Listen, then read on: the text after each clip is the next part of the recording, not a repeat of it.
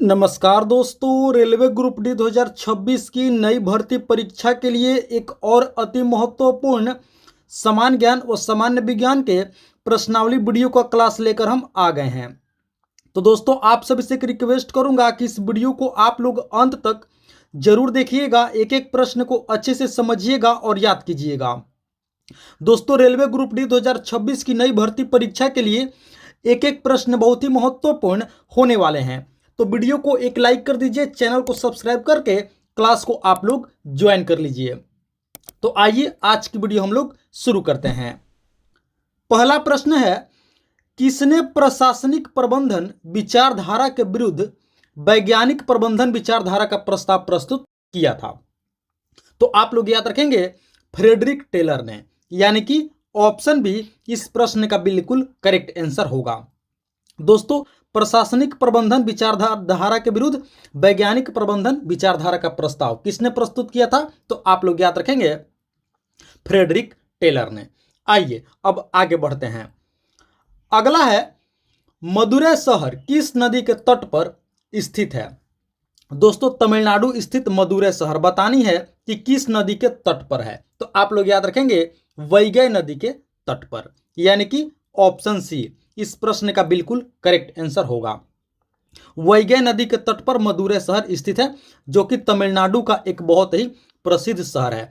आप लोगों को दोस्तों एक और पॉइंट बता दें कि मदुरै शहर को ही त्योहारों का शहर भी या त्योहारों का नगर भी कहा जाता है। तो इस पॉइंट को भी आप लोग अच्छे से याद रखेंगे। और किस नदी के तट पर है? तो आप लोग याद रखेंगे, वैगै नदी के तट पर स्थित है। आइए अब आगे बढ़ते हैं।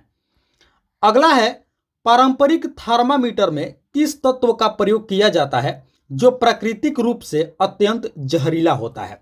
पारंपरिक थर्मामीटर यानी कि दोस्तों ट्रेडिशनल थर्मामीटर में बताने हैं कि किस तत्व का प्रयोग होता है। तो आप लोग याद रखेंगे, मरकरी अर्थात पारा का प्रयोग होता है। ऑप्शन बी इस प्रश्न का बिल्कुल करेक्ट आंसर होगा। दोस्तों, पारंपरिक थर्मामीटर में मरकरी अर्थात पारा का प्रयोग होता है, जो कि प्राकृतिक रूप से अत्यंत क्या होता है? पॉइजनफुल होता है, जहरीला होता है। इसका जो केमिकल फॉर्मूला होता है वो होता है Hg। इस पॉइंट को भी आप लोग अच्छे से याद रखेंगे।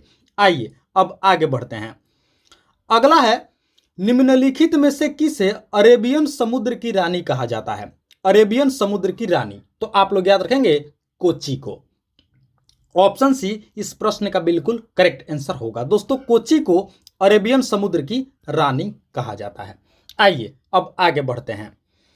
अगला है, सौर ऊर्जा द्वारा पूर्ण रूप से संचालित विश्व का सर्वप्रथम हवाई अड्डा कौन सा है? दोस्तों, बतानी है कि सौर ऊर्जा के द्वारा संचालित होने वाला विश्व का सर्वप्रथम एयरपोर्ट कौन सा है? तो आप लोग याद रखेंगे, कोच्चिन अंतरराष्ट्रीय हवाई अड्डा, यानी कि ऑप्शन ए इस प्रश्न का बिल्कुल करेक्ट आंसर होगा। दोस्तों, कोच्चिन इंटरनेशनल एयरपोर्ट विश्व का पहला एयरपोर्ट है जो पूरी तरह से सौर ऊर्जा के द्वारा संचालित होता है। तो ऑप्शन ए आप लोग याद रखेंगे, कोच्चिन अंतरराष्ट्रीय हवाई अड्डा। आइए अब आगे बढ़ते हैं। अगला है दोस्तों, एंकोर आर्कियोलॉजिकल पार्क कहां स्थित है? एंकोर आर्कियोलॉजिकल पार्क, तो आप लोग याद रखेंगे, कंबोडिया में। ऑप्शन ए इस प्रश्न का बिल्कुल करेक्ट आंसर होगा। एंकोर आर्कियोलॉजिकल पार्क कहां है? कंबोडिया में है। ऑप्शन ए इसका करेक्ट आंसर होगा। आइए अब आगे बढ़ते हैं। अगला है दोस्तों, कैंसर शब्द ग्रीक के कार्सिनोस से व्युत्पन्न हुआ है। कहां से हुआ है? ग्रीस के कार्सिनोस से। तो बताने कि इसका अर्थ क्या होता है? जिसका अर्थ है कैंसर का अर्थ क्या होता है? तो आप लोग याद रखेंगे, केकड़ा, यानी कि ऑप्शन सी। जी हां दोस्तों, कैंसर शब्द ग्रीक के कहां से व्युत्पन्न हुआ है? तो कार्सिनोस से व्युत्पन्न हुआ है, जिसका अर्थ होता है केकड़ा। Option C. चलिए अब आगे बढ़ते हैं। अगला है दोस्तों, सर जगदीश चंद्र बोस द्वारा पौधों में वृद्धि को मापने हेतु निर्मित उपकरण का नाम क्या है? जी हां दोस्तों, बतानी है कि पौधों में वृद्धि को मापने वाला उस उपकरण का क्या नाम है जिसे सर जगदीश चंद्र बोस ने निर्मित किए थे, इनके द्वारा निर्माण किया गया था। तो आप लोग याद रखेंगे, केस्कोग्राफ, यानी कि ऑप्शन ए इस प्रश्न का बिल्कुल करेक्ट आंसर होगा। केस्कोग्राफ क्या करता है दोस्तों? पौधों में वृद्धि को मापता है, ये उपकरण है। जिसका निर्माण सर जगदीश चंद्र बोस द्वारा किया गया था। इस पॉइंट को भी आप लोग अच्छे से याद रखेंगे। इसका सही उत्तर क्या हो जाएगा? ऑप्शन ए, केस्कोग्राफ। आइए अब आगे बढ़ते हैं। अगला है, एक फूली हुई रोटी में कौन सी गैस भरी होती है? फूली हुई रोटी में, तो आप लोग याद रखेंगे, फूली हुई रोटी में दोस्तों कार्बन डाइऑक्साइड होता है, यानी कि CO2। ऑप्शन बी इस प्रश्न का बिल्कुल करेक्ट आंसर होगा। दोस्तों फूली हुई रोटी में कार्बन डाइऑक्साइड गैस भरी होती है। आइए अब आगे बढ़ते हैं। अगला है, किस गवर्नर जनरल के समय के शासनकाल में भारत में रेल सेवा और डाक सेवा शुरू हुई थी? बहुत बार रिपीट हुआ प्रश्न है दोस्तों, आप लोग इसे अवश्य याद रखेंगे। किस गवर्नर जनरल के शासनकाल में भारत में रेल सेवा और डाक सेवा शुरू हुई थी? तो आप लोग याद रखेंगे लॉर्ड डलहौजी, यानी कि ऑप्शन सी इस प्रश्न का बिल्कुल करेक्ट आंसर होगा। दोस्तों लॉर्ड डलहौजी के शासनकाल में भारत में ट्रेन और डाक सेवा की शुरुआत हुई थी, आप सभी याद रखेंगे। आइए अब आगे बढ़ते हैं। अगला है, मसाई मारा नेशनल रिजर्व कहाँ है? मसाई मारा नेशनल रिजर्व, तो आप लोग याद रखेंगे दोस्तों, इसका सही उत्तर होगा केन्या में, ऑप्शन बी। जी हाँ दोस्तों, केन्या देश में मसाई मारा नेशनल रिजर्व स्थित है, ऑप्शन बी। चलिए अब आगे बढ़ते हैं। अगला है दोस्तों, प्लैनेट 9 क्या है? दोस्तों बताने है कि प्लैनेट 9 क्या है, तो आप लोग याद रखेंगे दोस्तों, ये एक बाहरी, और ये दोस्तों क्या है? प्लैनेट 9 आप लोग याद रखेंगे बाहरी सौर प्रणाली में प्रस्तावित एक बड़ा बर्फीला ग्रह है। क्या है? बाहरी सौर प्रणाली में प्रस्तावित एक बड़ा बर्फीला ग्रह, जिसका नाम है प्लैनेट 9। तो ऑप्शन डी इस प्रश्न का बिल्कुल करेक्ट आंसर होगा, आप सभी याद रखेंगे। आइए अब आगे बढ़ते हैं।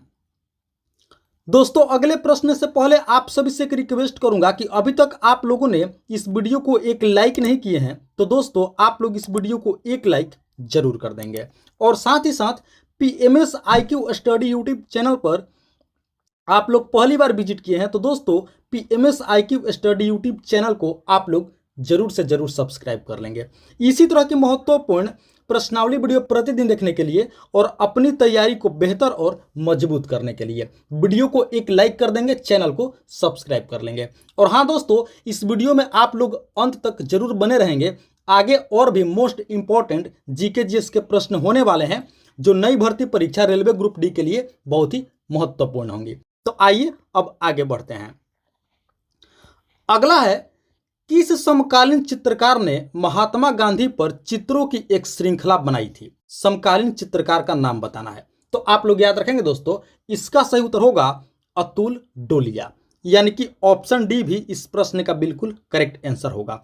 दोस्तों अतुल डोलिया जो कि एक समकालीन चित्रकार था, ये दोस्तों महात्मा गांधी पर चित्रों की एक श्रृंखला बनाए थे, आप लोग याद रखेंगे, ऑप्शन डी अतुल डोलिया। आइए अब आगे बढ़ते हैं। अगला है, भारत की सबसे लंबी नदी कौन सी है जो समुद्र में प्रवाहित नहीं होती है?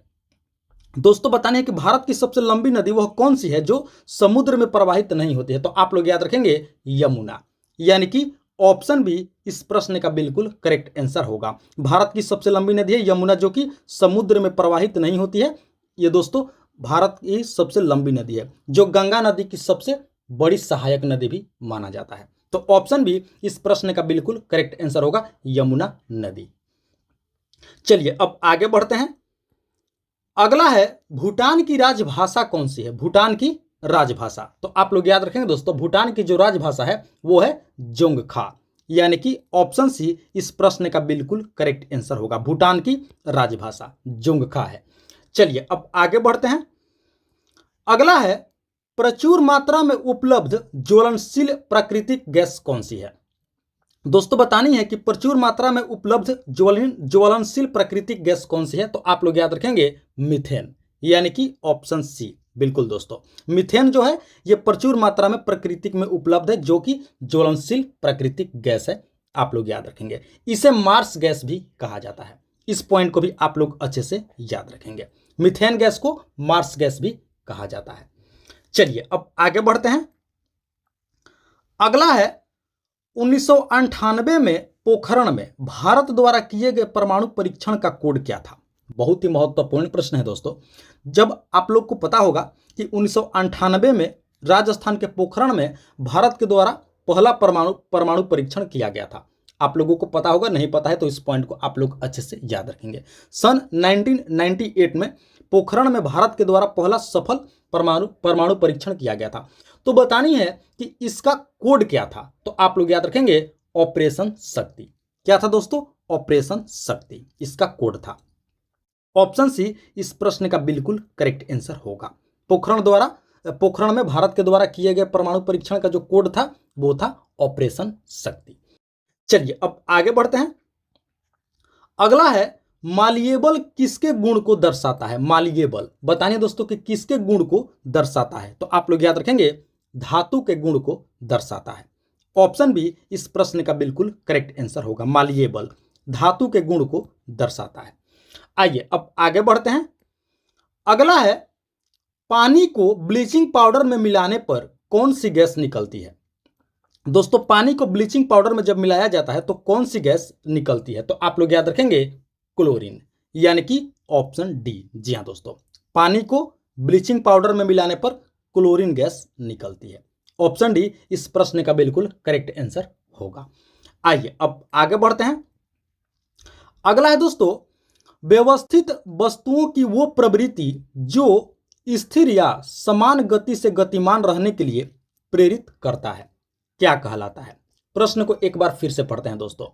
प्रश्न है कि व्यवस्थित वस्तुओं की वो प्रवृत्ति जो स्थिर या समान गति से गतिमान रहने के लिए क्या करता है? प्रेरित करता है, क्या कहलाता है? तो आप लोग याद रखेंगे उसे ही जड़त्व कहा जाता है। जी हाँ दोस्तों, यानी कि ऑप्शन ए इस प्रश्न का बिल्कुल करेक्ट आंसर होगा।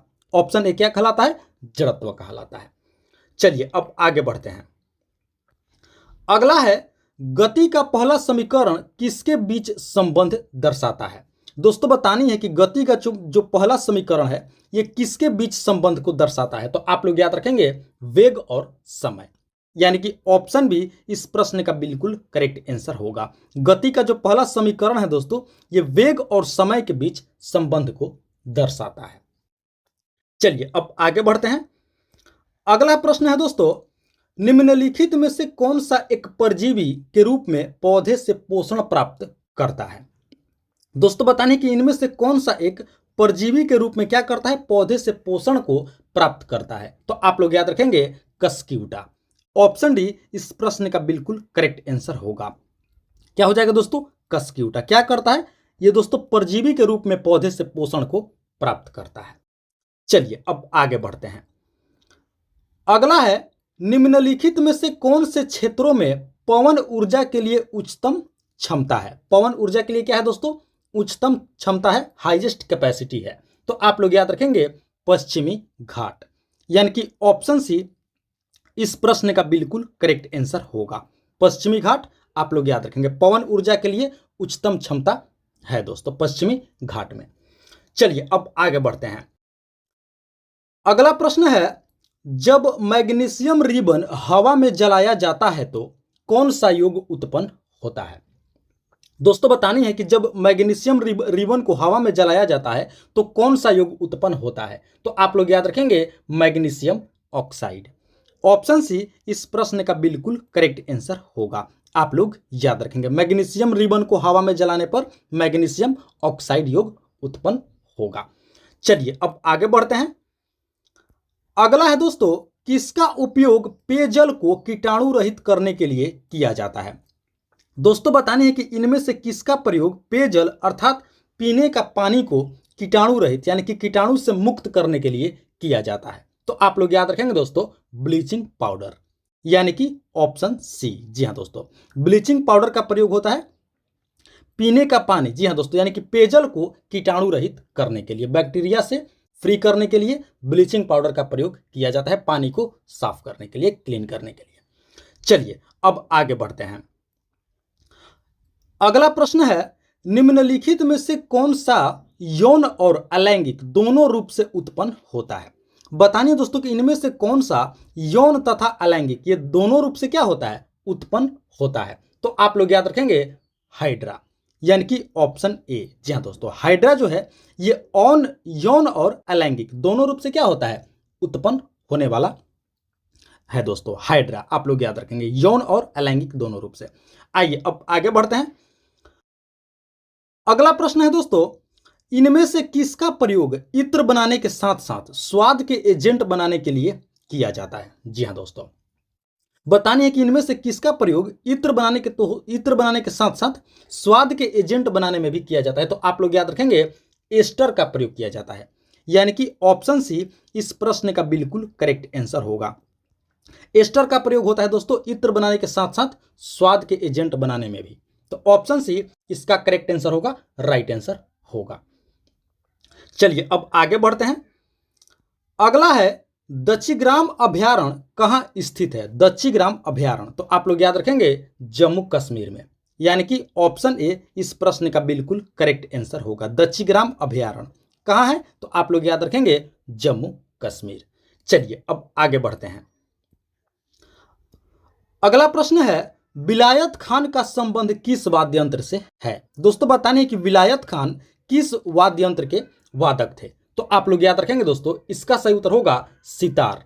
ऑप्शन बी इस प्रश्न का बिल्कुल करेक्ट आंसर होगा। विलायत खान दोस्तों सितार के वादक थे, यानी कि सितार वाद्य यंत्र ये बजाते थे। ऑप्शन बी इसका करेक्ट आंसर होगा, राइट आंसर होगा। चलिए अब आगे बढ़ते हैं।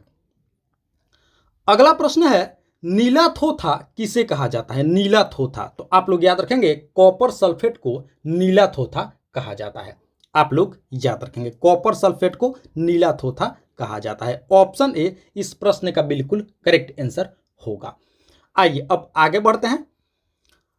अगला प्रश्न है 4 अंतरराष्ट्रीय हवाई अड्डे वाला देश का पहला राज्य कौन सा है। जी हाँ दोस्तों, बतानी है कि 4 इंटरनेशनल एयरपोर्ट वाला देश का जो पहला राज्य है वो कौन सा है। तो आप लोग याद रखेंगे केरल, यानी कि ऑप्शन बी इस प्रश्न का बिल्कुल करेक्ट आंसर होगा।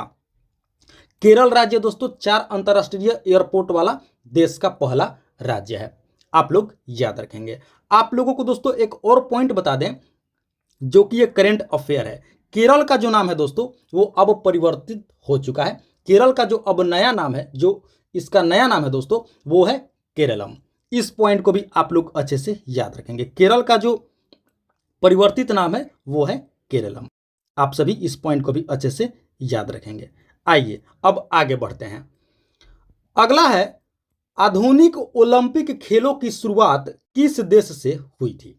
बतानी है दोस्तों कि आधुनिक ओलंपिक जो खेल है इसकी शुरुआत किस देश में हुई थी। तो आप लोग याद रखेंगे इसका सही उत्तर होगा यूनान, यानी कि ऑप्शन ए इस प्रश्न का बिल्कुल करेक्ट आंसर होगा।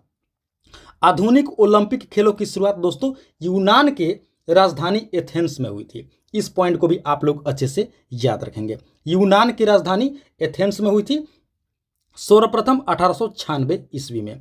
इस पॉइंट को भी आप लोग अच्छे से याद रखेंगे, यानी कि ओलंपिक खेलों की शुरुआत 1896 ईस्वी में एथेंस शहर में हुई थी जो यूनान की राजधानी है। तो इस पॉइंट को भी आप लोग अच्छे से याद रखेंगे और ऑप्शन ए देश आप लोग याद रखेंगे यूनान।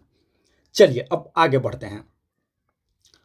अगला है जल का सबसे शुद्धतम रूप कौन सा होता है। दोस्तों बतानी है कि जल का सबसे शुद्धतम रूप, तो आप लोग याद रखेंगे वर्षा का जल। जी हाँ दोस्तों, जो वर्षा का जल होता है ये जल का सबसे शुद्धतम रूप होता है। ऑप्शन बी इस प्रश्न का बिल्कुल करेक्ट आंसर होगा। आइए आगे बढ़ते हैं। अगला प्रश्न है दोस्तों यक्षगान किस राज्य का लोक नृत्य है। दोस्तों बतानी है कि यक्षगान किस राज्य का फोल्क डांस है, लोक नृत्य है। तो आप लोग याद रखेंगे कर्नाटक का। ऑप्शन सी इस प्रश्न का बिल्कुल करेक्ट आंसर होगा। यक्षगान किस राज्य का लोक नृत्य है, तो आप लोग याद रखेंगे कर्नाटक राज्य का लोक नृत्य है।